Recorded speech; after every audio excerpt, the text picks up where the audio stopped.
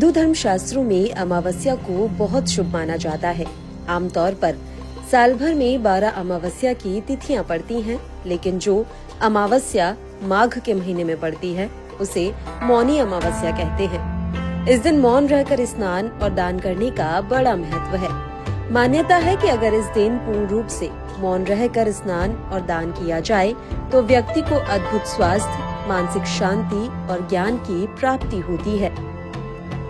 ऐसे में आइए जानते हैं कि मौनी अमावस्या का शुभ संयोग कब बन रहा है।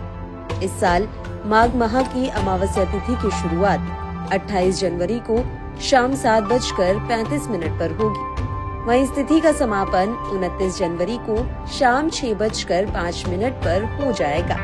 ऐसे में मौनी अमावस्या 29 जनवरी को मनाई जाएगी और इस दिन शनि, राहु, केतु दोष से मुक्ति मिल सकती है। बस सही से पूजा के हर विधान को करना और अपनाना होता है। जो अमावस्या को बताया गया है वह अमावस्या पंचांग के अनुसार 28 जनवरी शाम को लगभग 7 बजे से प्रारंभ होकर करके दूसरे दिन 29 जनवरी को संध्या के समय 6 बजे के लगभग समाप्त हो रही है। इसी अनुसार शास्त्रों अनुसार उदया तिथि अनुसार मौनी अमावस्या 29 जनवरी को मनाई जाएगी। इस दिन मौनी अमावस्या के दिन जातक को सुबह प्रातःकाल उठना चाहिए और किसी जलाशय, नदी, तालाब या कोई तीर्थ क्षेत्र अपने क्षेत्र में पड़ता हो या कोई विशेष जलाशय हमारे क्षेत्र में पड़ता हो तो वहाँ पर जा कर के स्नान करना चाहिए और पितरों के निमित्त तर्पण आदि करना चाहिए। सूर्य नारायण भगवान को अर्घ देना चाहिए। महाकुंभ में बन रहे मौनी अमावस्या के संयोग से ये दिन और भी लाभकारी और शुभ माना जा रहा है। मौनी अमावस्या पर स्नान और दान का महत्व कई गुना बढ़ जाता है। ज्योतिष शास्त्र के अनुसार इस साल मौनी अमावस्या पर यानी 29 जनवरी को सूर्य और चंद्रमा दोनों मकर राशि में रहेंगे। वहीं गुरु का पंचम भाव में स्थित होना अत्यंत शुभ और उत्तम स्थिति का निर्माण कर रहा है। महाकुंभ के चलते मौनी अमावस्या पर शाही स्नान का आयोजन भी किया जाएगा। ये संयोग साल की पहली अमावस्या को और भी खास और शुभ बना रहा है। इसे लेकर लोगों से लेकर साधु और संतों में भी उत्साह देखने को मिल रहा है। यात्रा पे वो प्रयागराज आए थे मौनी अमावस्या स्नान के लिए, फिर इधर घूमते घूमते अयोध्या आए। अब धार्मिक तीर्थों पे यात्रा करते रहते हैं।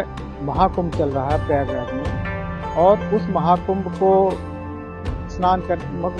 में स्नान करने के बाद लोग वाराणसी और फिर अयोध्या दर्शन करने के लिए आ रहे हैं। तो इस समय काफी मात्रा में, काफी संख्या में यात्री जो है देशी विदेशी सभी यहाँ से यात्रा कर रहे हैं।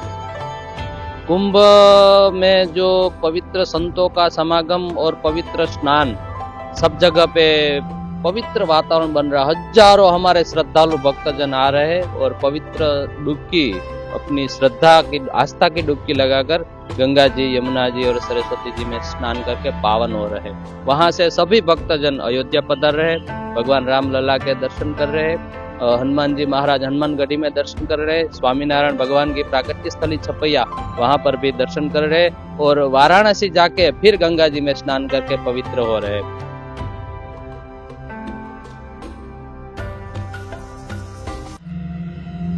मौनी अमावस्या के दिन लोग पुण्य प्राप्ति के लिए पवित्र नदियों में स्नान करते हैं, अपने सामर्थ्य के अनुसार दान करते हैं और पितरों का तर्पण कर उनका आशीर्वाद प्राप्त करने का प्रयास करते हैं।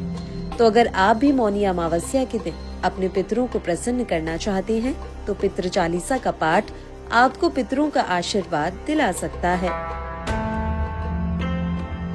पितर कर्म के लिए अमावस्या तिथि को सर्वश्रेष्ठ माना गया है और इस दिन जो कर्म किए जाते हैं पितर के निमित्त वह काफी प्रभावशाली रहता है और शास्त्रानुसार कहा गया है जो इस समय पितर के लिए जो भी काम किया जाता उसका पूर्ण रूप से फल करने वाले को मिलता है। उसमें भी शास्त्र में लिखा है यदि श्रवण नक्षत्र हो तो अति उत्तम होता है।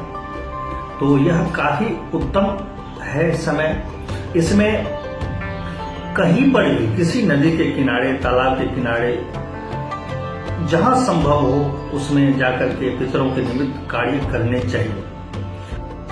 आपको बता दें कि हिंदू शास्त्रों में मौन साधना को बहुत कठिन माना जाता है। मौनी अमावस्या पर साधु संत मौन साधना करते हैं।